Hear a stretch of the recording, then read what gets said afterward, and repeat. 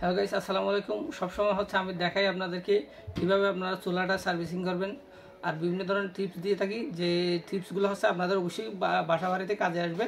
আপনারা নিজেরাই চুলা সার্ভিসিং করতে পারবেন, শিলা মেশিন সার্ভিসিং করতে পারবেন। আর হচ্ছে যে এই এখন দেখাচ্ছি যে রাইস কুকারও কীভাবে সার্ভিসিং করবেন, ওই জিনিসটাও দেখাই থাকি। আমার মেকানিক স্কুল যদি আপনারা প্রথম দেখে থাকেন, ভিজিট করে থাকেন, লাইক দিবেন, সাবস্ক্রাইব করতে ভুলবেন না। কারণ হচ্ছে আপনাদের একটা লাইক, একটা সাবস্ক্রাইব হচ্ছে আমাকে নতুন নতুন ভিডিও তৈরি করার জন্য মোটিভেট করে।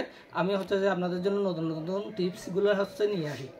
আজকে দেখাবো হচ্ছে যে এটা আরেকটা ভিডিও দেখাইছিলাম আমি আপনাদের বাসায় হচ্ছে যে চুলা, এই চুলাটা, এই চুলার বার্নারটা, এই চুলার বার্নারগুলো হচ্ছে যে আওয়াজ করে, ধূপ ধূপ আওয়াজ করে, শব্দ করে, শু শব্দ করে, ফক ফক আওয়াজ করে, যে যার কারণে বাতাস ধরে যায়, নষ্ট হয়ে যায়, যার কারণে আওয়াজ করে। এইটা এই যেমন দেখেন বার্নারটা, আপনারা দেখেন এই বার্নারগুলো হচ্ছে যে নষ্ট হয়ে যায় কিছুদিন ইউজ করার পর, এগুলো ফেটে যায়, ভেঙে যায়, ছিদ্রগুলো বড় হয়ে যায়। তখন হচ্ছে যে এই শু আওয়াজগুলো করবে, বিকট শব্দ করবে। অনেকে হচ্ছে যে ভয় পায়, অ্যাক্সিডেন্টও ঘটার সম্ভাবনা থাকে। এই যেমন এই জিনিসটা দেখেন, এটাও ভেঙে গেছে।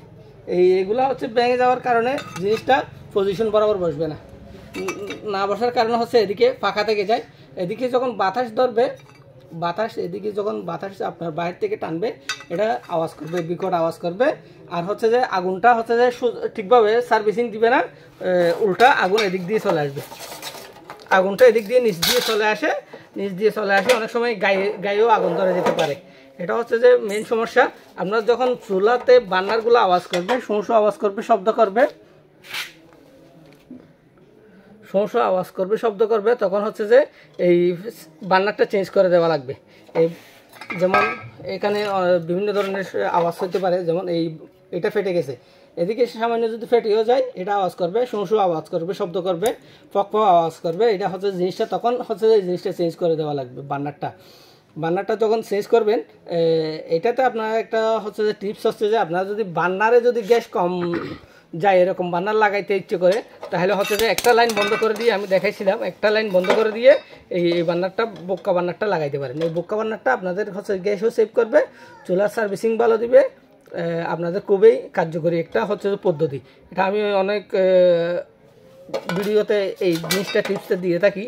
যেমন চুলাটা লাগানোর পর আমি দেখাই, প্র্যাকটিক্যালি দেখাই। চুলাটা জ্বালাবো এখন।